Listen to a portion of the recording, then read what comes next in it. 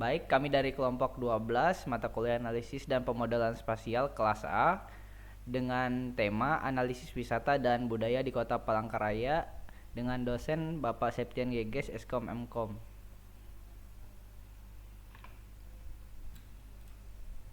Di sini kami beranggotakan dua orang, yaitu saya Luniko Jama dengan teman saya Budi Auliansah Ahmad Trisna. Baik, di sini saya akan menjelaskan tentang latar belakang kenapa kami mengambil pariwisata di Palangkaraya. Pariwisata di Palangkaraya memiliki potensi besar dengan destinasi wisata alam, budaya, dan juga sejarah. Namun, aksesibilitas dan juga keterjangkauan wisata masih menjadi tantangan utama. Sistem informasi geografis dengan QGIS digunakan untuk menganalisis pola aksesibilitas, infrastruktur jalan, dan juga potensi pengembangan wisata berbasis geospasial. Penelitian ini menerapkan buffer network analysis, viewsheet, dan juga trend analysis untuk memahami distribusi serta aksesibilitas pada wisata. Hasil analisis diterapkan untuk membantu pemerintah dan pengelola wisata di dalam perencanaan infrastruktur, promosi wisata, serta pengelolaan lahan berbasis data spasial. Selanjutnya adalah rumusan masalah. Yang pertama ada bagaimana aksesibilitas wisata berdasarkan jaringan jalan. Yang kedua, sejauh mana keterjangkauan wisata dari pusat kota. Dan yang terakhir, bagaimana faktor geospasial mempengaruhi aksesibilitas. Kemudian tujuan penelitian. Yang pertama analisis jaringan jalan dan juga aksesibilitas wisata atau network analysis. Yang kedua identifikasi keterjangkauan wisata atau buffer analysis. Yang ketiga analisis trend dan viewsheet. Selanjutnya manfaat penelitian.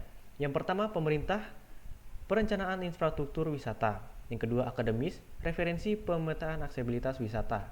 Kemudian yang ketiga ada masyarakat dan juga pelaku wisata untuk mendapatkan informasi aksesibilitas wisata. Selanjutnya adalah metode pengumpulan data. Di sini untuk data spasial kita akan mengumpulkan data batas administrasi, jaringan jalan, lokasi wisata, DEM, dan juga citra satelit. Untuk transformasi data ke EPSG 4326, WSG 84. Kemudian untuk simbolisasi dan juga visualisasi data dalam QGIS.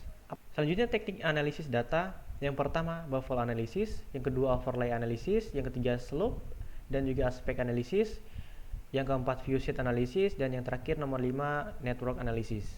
Selanjutnya alur penelitian.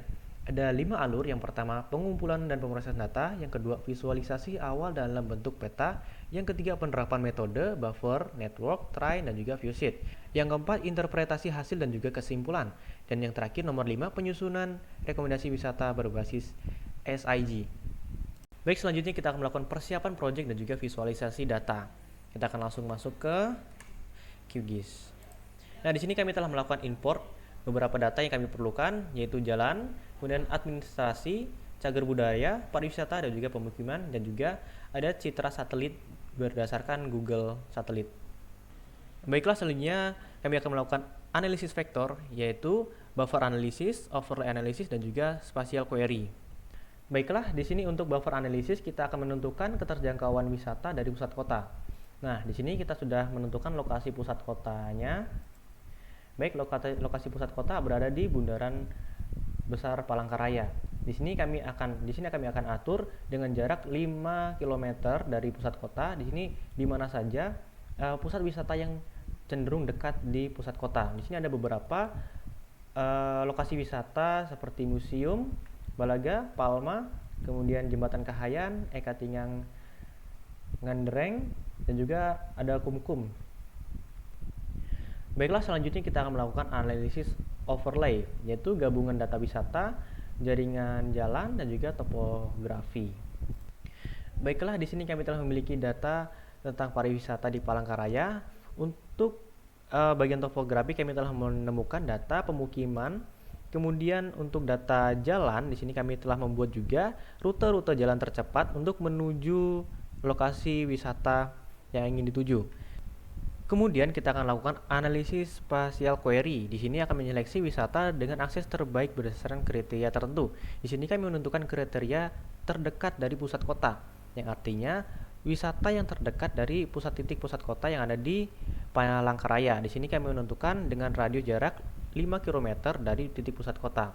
Kita akan aktifkan di mana saja wisata yang terkena buffer 5 km. Di sini ada beberapa yang terkena, yang artinya lokasi tempat wisata ini cenderung dapat diakses dengan mudah dengan jalur-jalur yang tercepat di Kota Palangkaraya. Selanjutnya kami akan melakukan analisis raster, yaitu yang pertama untuk slope dan aspek analisis. Slope analisis sendiri untuk menilai kemiringan lahan untuk aksesibilitas wisata, dan aspek analisis untuk menentukan arah lahan yang optimal untuk wisata. Sekarang saya akan menjelaskan satu persatu, tapi sebelumnya saya akan menjelaskan untuk digital elevation modelnya dulu.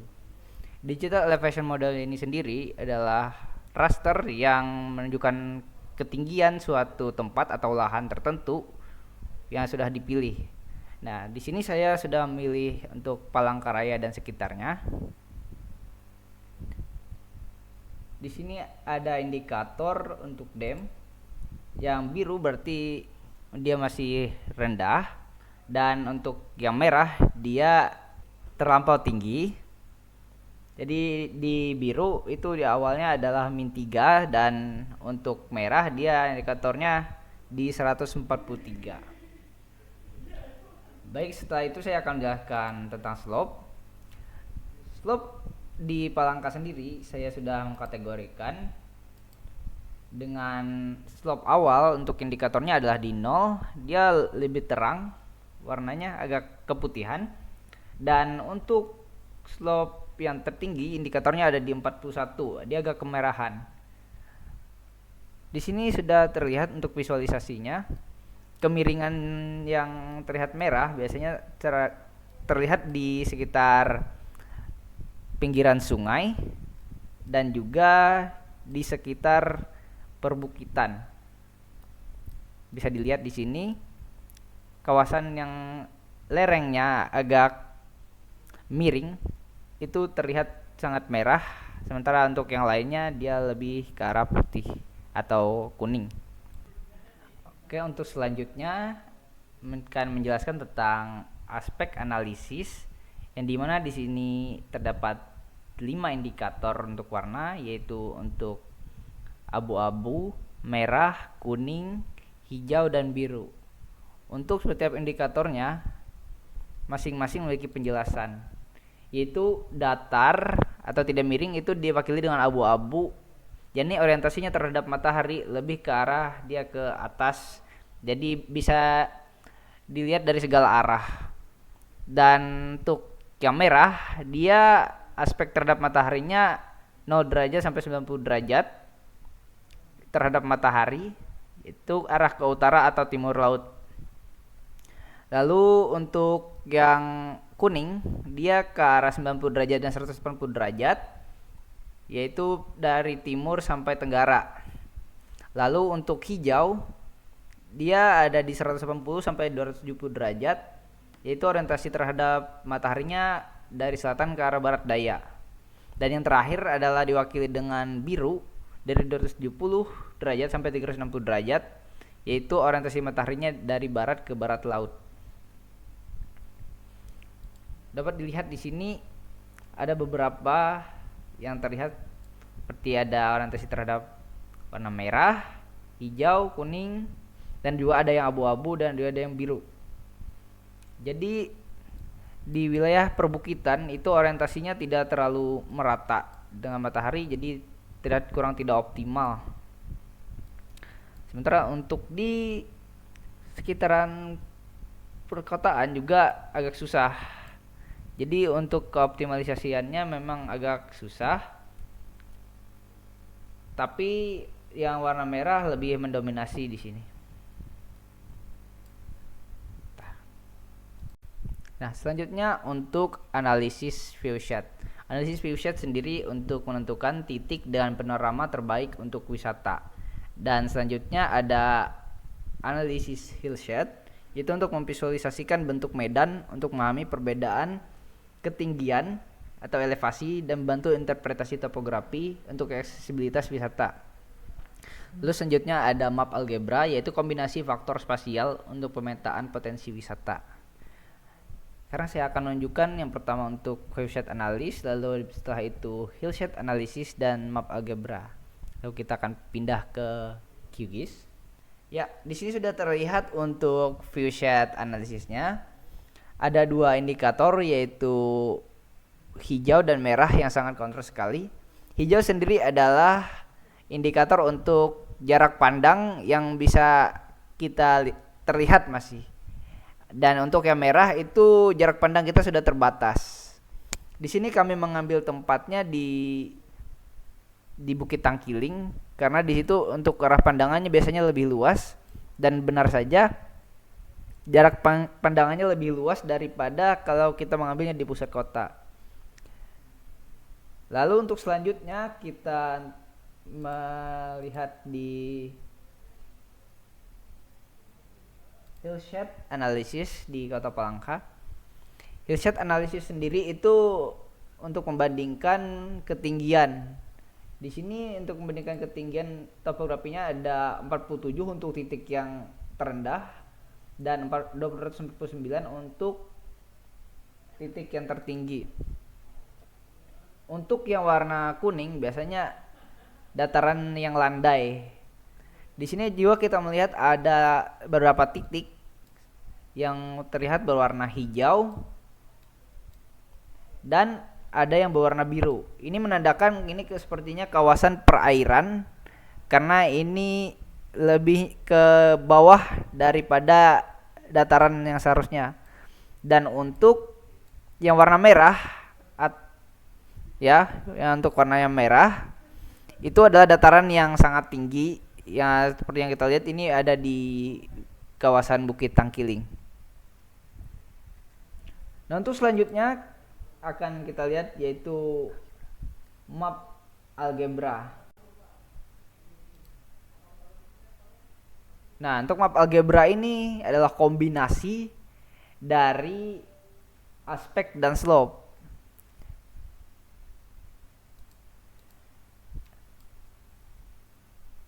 Map algebra ini sendiri tadi ditujukan yaitu untuk kombinasi faktor spasial pemetaan potensi wisata.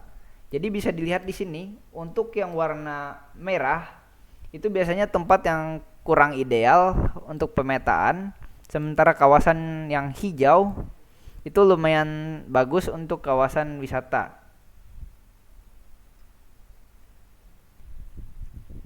Untuk selanjutnya yaitu analisis jaringan atau network analysis. Di sini ada 3 untuk analisisnya, yaitu untuk optimal route atau rute optimal, yaitu untuk menentukan jalur tercepat ke lokasi wisata. Surface area analysis, yaitu untuk cakupan akses wisata berdasarkan waktu tempuh, dan time based analysis untuk evaluasi dampak kemacetan terhadap aksesibilitas. Dari 3 ini hanya 2 saja yang kami gunakan karena time based analysis itu masih sedikit data yang bisa kami dapatkan, jadi kami akan gunakan 2 saja, itu untuk rute optimal dan surface area analysis. Kita akan lihat di GIS.